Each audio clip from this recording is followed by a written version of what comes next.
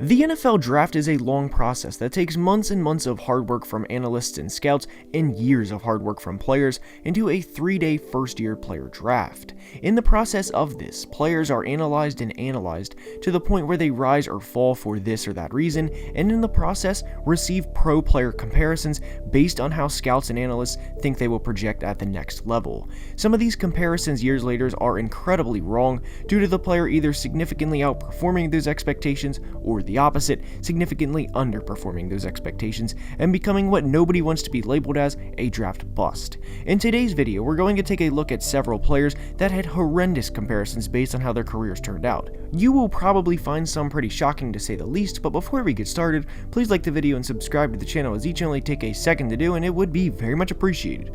Now let's begin. And we're going to start today's video with former Jags first-round quarterback and a former Blake of the Year in Blake Bortles. This article was published by Bleacher Report in January 2014, and the pro comparison they had for him was Andrew Luck, which unfortunately for Blake is laughable. Aside from the size comparisons, there isn't much to compare between Andrew Luck and Blake Bortles because they are vastly different players. The reasoning that they used was he may not be the keen coverage reader Luck was when coming out of Stanford in 2012, which I think is pretty obvious now, and that wasn't a good comparison for him back then. Comparing a player based on size does not always work out, and this is a perfect example of that.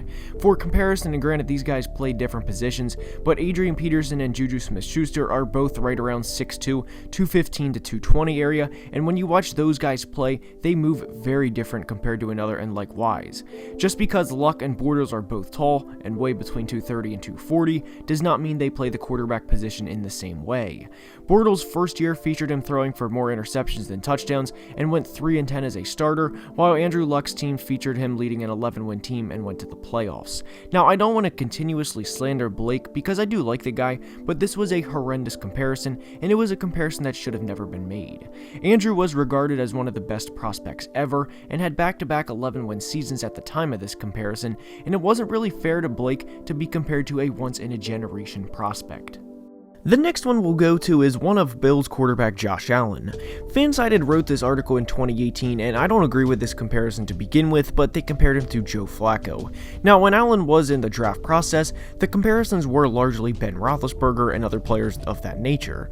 The thought behind this one, though, was both quarterbacks were tall and played at small Division I schools, which technically is the truth. However, that is similar to saying Tom Brady was a good comparison to Shea Patterson because both are Michigan quarterbacks. The Flacco to Allen comparison was bad, as not only does Allen's game not resemble Flacco's, but he is miles better of a quarterback than what Joe was in his prime. And yes, Flacco led the Ravens to a great Super Bowl run, but his career does not come close to that 4-game stretch in 2012. Not only that, but Josh Allen is miles better of a scrambler than Joe Flacco is, and 3 years into his career, he has more rushing yards and touchdowns than Flacco has for his entire career. A pro player comparison is supposed to be someone who their playing style is similar to, and this could not be further apart from how Josh Allen and Joe Flacco play. Allen and Flacco also both have a strong arm, but the game has evolved immensely since Flacco was going on deep playoff runs for the Ravens in the early 2010s. The way the NFL has evolved is trend-setting, and if Flacco were in his prime now, there probably would not be a lot of teams willing to take a chance with him as their starting quarterbacks because of the Josh Allens and the Patrick Mahomes of the world. Not to say Flacco was a bad player because he wasn't, but times have changed in the NFL. This comparison was horrendous, and aside from being tall, having a strong arm, and attending small Division I colleges, they have nearly nothing in common as football players. And quickly to end this, Flacco in his prime would not guarantee anyone a Super Bowl now, if he were in his prime now. That wasn't a shot at him because if you told any GM that if they had a prime Joe Flacco for the next 5 years, they may not take him in hopes of getting a new style QB that is taking over the NFL, to be 100% clear. Next, we're heading back to 2014 to discuss a receiver, and it's a receiver who more than outplayed this draft day comparison. In this article, Bleacher Report compared Odell Beckham to Pierre Garçon, a player who played for Indy, for Washington, and finished his career in San Francisco. Now, Pierre wasn't a bad player, as he finished his career with over 630 catches and nearly 8,000 receiving yards, but he was not the player Odell Beckham was when he entered the league. Whatever you think of Odell right now, good in a not favorable situation, great but misused, overrated, or whatever, he was absolutely electric between 2014 and 2016, and there were very few receivers that were better than him during that time span. He accumulated nearly 300 catches, over 4,100 yards, and 35 touchdowns in his first 3 years, and looked to be the face of the NFL. Unfortunately for him, in 2017 he got hurt, and he was hurt again in 2020, but who knows what the future holds for him. Odell can be a 1,000-yard receiver again in his career, and there is no doubt about it. He just needs to be in a favorable situation. Now, I don't think he'll be the dominant force he was from 2014 through 16, but to say he can't average 62.5 yards per game, the number to accumulate 1,000 over the course of a 16-game season, is downplaying Odell's talent. Now again, Pierre wasn't a bad player as he finished his career with 2 1,000-yard years, but he was outside of a 1,300-yard year in 2013, never a dominant player the way Odell was when he entered the league. Beckham is coming off of a torn ACL, and we of course wish him nothing but the best moving forward. Next is one of the best quarterbacks in the league, and that is Chiefs quarterback Patrick Mahomes. Now, we are going to preface this by saying do not let Super Bowl 55 alter your opinion of him drastically and all of a sudden think he's league average or anything absurd or overreactionary from this game. It was the first game of his career where the Chiefs lost by double digits, and I would imagine based on how his mentality is, he will do everything he can to make sure that does not happen again. But for today's video, in the Bleacher Report 400 series back in 2017, he was compared to Blake Bortles. Unintentionally, Blake has appeared in this video twice, and it's really unfortunate on the part of Blake because in one he was compared to Andrew Luck, and in the other Patrick Mahomes was compared to him. This really isn't fair to Blake or really anybody else to have to live up to these expectations or have someone outplay him by a mile the way Patrick has, but it is the way the cookie crumbled for today's video. On top of it, Mahomes was graded as a round 2 prospect, which 4 years later he turned out to be miles better than that. Patrick was a project coming out of Texas Tech as everyone knew he had a big arm, but could he be accurate at the NFL level, and could the air raid system translate? There was reason to be concerned about Mahomes coming out because in addition to that, he had never taken a snap under center, and he was also viewed as a product of the air raid system, meaning he put up big numbers and wasn't really going to be that good of an NFL quarterback. Now, hindsight is always 20/20, and this comparison 4 years later could not be further from the truth. Next is Terry McLaurin, a receiver from the Washington football team. Terry has been one of the most productive players over the last 2 years, and what is particularly impressive for his sake is he hasn't had great quarterback play to say the least. Alex Smith was an upgrade over Dwayne Haskins and Case Keenum, but Smith in the same sense wasn't a quarterback who could truly maximize Terry's talent in the nation's capital. For today's video though, Terry was compared to Deshaun Hamilton, and honestly from a skills perspective, it is a pretty good comparison.